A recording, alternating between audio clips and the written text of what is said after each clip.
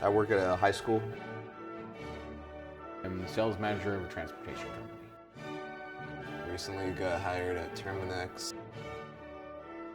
I've been an actor all my life. I almost got cast in Superbad. I work as a paralegal. And I'm the cable guy. My name is Billy Blade. I've been wrestling 17 years now. My job's promoting, and that's what the key is. I've trained a lot of people. I don't know what else. Okay. I probably will have to just take questions. I don't talk about myself. So. Yeah, you know. Sledge. Some just go off. Yeah. Hopefully get that in there. Sledge. He'll talk about himself all day long. What did Billy say? I didn't do him yet. Oh, shit. Okay. Shouldn't I introduce myself? Yeah. Everybody knows who I am. I'm Sledge. I'm Metalhead Maniac. Also known, my real name is Brian Campbell. My wrestling character is named Buddy Royal. It's a very self-centered bad guy who thinks he's better than he really is. I'm basically like a combination of the Misfits and like a serial killer. Guitar musician kind of guy. For the unacquainted, my name is Alexander G. Bernard. My character is like a northeastern old money snob. I always kind of knew I wanted to do it. There were kids at my school that liked wrestling, and I thought they were dumb. And then I just wound up actually getting kind of ensnared. I looked up local wrestling schools around the area in California. There was one happened to be near me. It was Vendetta Pro Wrestling, and the trainer of the school, Billy Blade, got in contact with him, and he pointed me to the right direction and got my career started in independent professional wrestling. I actually first met Billy Blade probably in 2000 when he was working at KB Toys. And he's like, "Oh, you like wrestling?" I was like, "Yeah, of course." He's like, "Oh, I'm actually opening up a wrestling school here pretty soon." And then it wasn't until like a year later, I actually had a friend that was doing gymnastics at the same building that he opened the school at. He called me on the phone. He's like, "Anthony, you gotta get down here. There's a wrestling ring here." I was like, "What? Are you joking me right now?" It was the craziest thing I ever saw, and got in contact with him and started training, pretty soon after that. And Vendetta had characters, and I thought, well, this is amazing. This is exactly what I think wrestling should be. And then I found out that they had a school. I found Billy Blade, and he says, "Yeah, sure, I'll tell you about the school. Just come help load up this ring, and then I'll tell you right about it after." I'm like, "Okay, here's the wood. Okay, Billy, what about the school?" Yeah, I tell you what we gotta do tomorrow is we gotta put the ring all in the building. So when we put everything in the building, then I can tell you more about the school." You know, in pro wrestling, there's a way of paying your dues and making sure you earn your keep, so to speak. There's a thing about breaking a ring down and setting it up and breaking it back down and put it into the gym, and there's a lot of little stuff like that. It has to be done. Like a rock band, you can't have a band without the drums and the singer and the guitarist. Being a security guy or being a referee or being an announcer or a timekeeper. Comes to a point with it's not about not appreciating where you come from or having respect for your trainer or anything like that. A level of not feeling appreciated. We go tear down the ring, we set up the ring, we sell tickets, we flyer, we do all these things. So we were doing a lot of that, and we were seeing a lot of the guys from other areas coming in, not doing that and getting much better spots and pushes than us. When you work for another promoter in another area, you go, you do the match, you do the show, you go home. That's the extent of your involvement. Promoting's not as easy as people make it out to be. A lot of people make it out that fans just show up. Heat backstage is not a good thing. Very high schoolish. People get their own heat. I think it's just they're not respectful sometimes, certain people. People start to develop ego. They think they should be, either higher up on the card than they are. Let's talk about Sledge. He has a lot of talent for a pro wrestler. He has his size and whatnot. From the very first day, before he even started wrestling, he had one of the biggest egos I've ever met in my whole entire life of wrestling. And quite frankly, he still does. Started with Vendetta Pro. I only trained for like two months, and I made my debut. How promoting works is you put the belt on somebody that's going to be there I am obviously not going to miss my own show, so being champion made sense for me.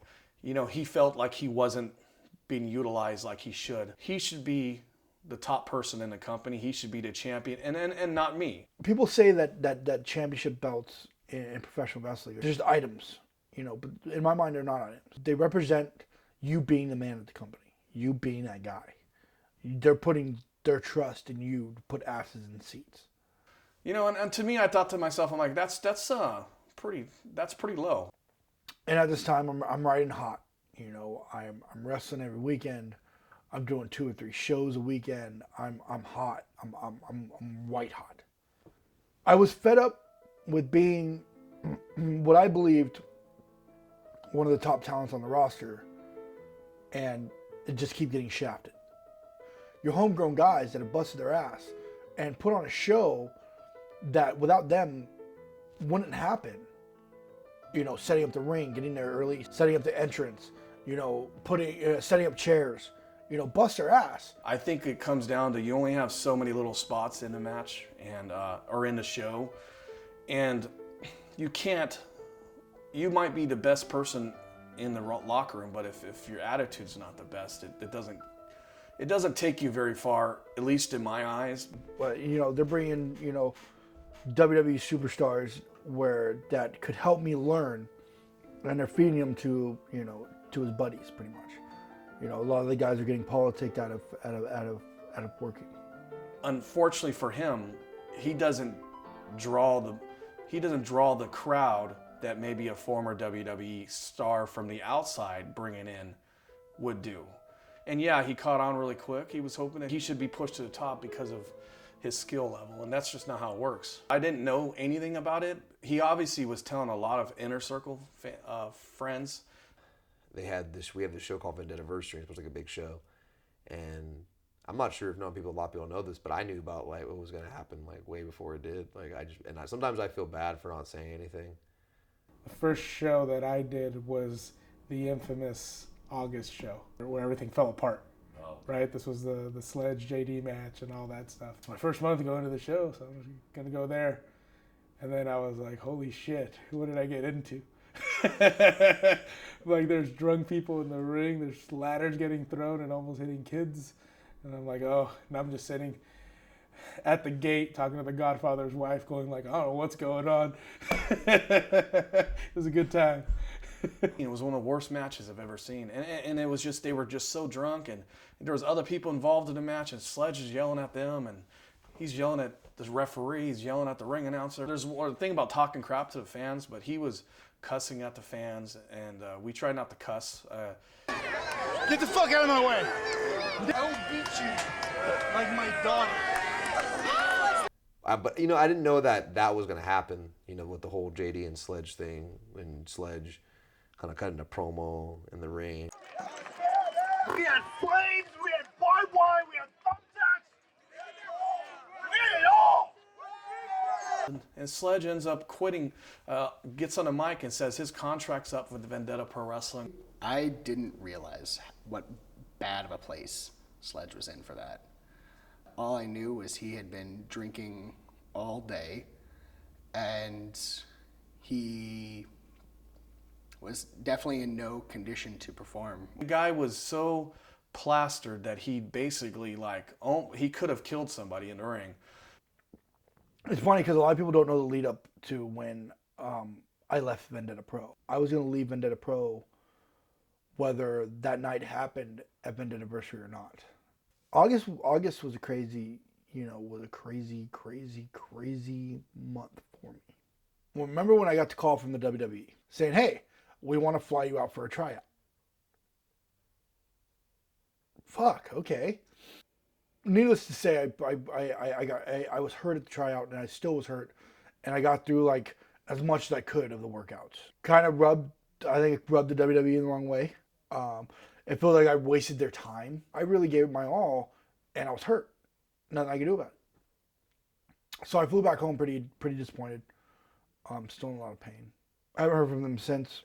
Who cares? I don't. So, you know, I got back and I got pretty depressed. I started drinking more, and I started popping pills because I thought I was in a lot more pain than what I was. My alcoholism spun out of control. My wife, now ex-wife, left me. Took my newborn daughter. Life just really spun out of fucking control, man. Just, wrestling and doing everything else that I was doing, and then partying and just not giving a flying fuck, personally, man. To this big match setting up with JD. After that match, both of them just exploded on one another. Basically, looks like he's going to his car, and I hit him up. I said, so were you going to tell me you were quitting? He was major attitude, was talking shit to me, and then he's trying to fight me. And then he also brought an extra guy with him to kind of help him, I guess, if stuff went wrong. I don't know. I could have lost the venue. If the little girl would have got hit with a ladder, I could have got sued, and I would have lost my business. I heard that he was on a lot of drugs and alcohol. We've all been there. I'm a recovering alcoholic. I was seen online where he apologized to everybody. For some reason, he was not apologizing to me, and I'm the one I think deserved the apology over everybody. And when I didn't get nothing from him, I decided to get a video made and edited of basically his drunk escapades in a match, and I sent it to all the promoters that I know in the industry that he may work for. And a lot of them pulled my booking because of this. I was in the wrong, and I apologized to everybody, and I was sorry. I really was. I put a child. I think I almost hit a child with a ladder that night. That's horrible. It's good now, but yeah, that's probably my least favorite moment in wrestling. And he sort of explained to me what his situation was, and I was like, bro, you fucked up. Once he figured out what he had done wrong, he had immediately set it about correcting it. Cutting off his vices and doing everything that he needed to do to make that happen. I'm still wrestling, and I'm clean and sober, and my life is completely turned around. Done 180. I'm back on track. I got this fucking wild idea of let's start our own wrestling company. I had a couple guys who left Vendetta Pro. As we predicted, once the company broke, Billy did have a very negative reaction to it, had a very emotional reaction to it. A new company was going to start in the area that I run shows, and mind you, I've been the only promoter running shows here for 14 years. Another company comes in, and it's ran by Sledge. Everything got bad between the two, being only 30, 40 minutes away. It worked out that we used some of the same talent. I decided to make sure that anybody who works for them won't work for us. I'm the one that brought all these people into this business. So for them to corner me and tell me that they're gonna work there whether you like it or not, and basically if you don't allow it, then we're not gonna work for you. And that's basically how it came down to it. So I allowed my guys at that point that weren't working for them to work for them. I just woke up one day and I don't like enemies. Life's short, there's a lot of deaths in wrestling. I'm the one that went out of my way and set up a meeting with Sledge. I got a text from Billy, and he goes, I think it's time that we sit down and we meet. Just us. Nobody else knows about. Undisclosed location, really of Starbucks, but, we talked for 4 hours. We aired out our differences with each other. And I apologized to him face-to-face for August, for Vendetta-versary. We tried to work things out, and for the most part, everything was worked out that night. Still don't really like each other. There was a lot of bad blood and a lot of bad feelings. I think ultimately in the end, it sort of strengthened our relationship. Only time will tell. But I don't see SinCal slowing down anytime soon. And I don't see Vendetta Pro slowing down anytime soon. It's one of those things where, at the moment you get really angry or you get really frustrated or whatever, and then for me personally, I just let stuff go. Yeah. And then it's I look back on it and I giggle. Because it's it's silly stuff and it's funny stuff.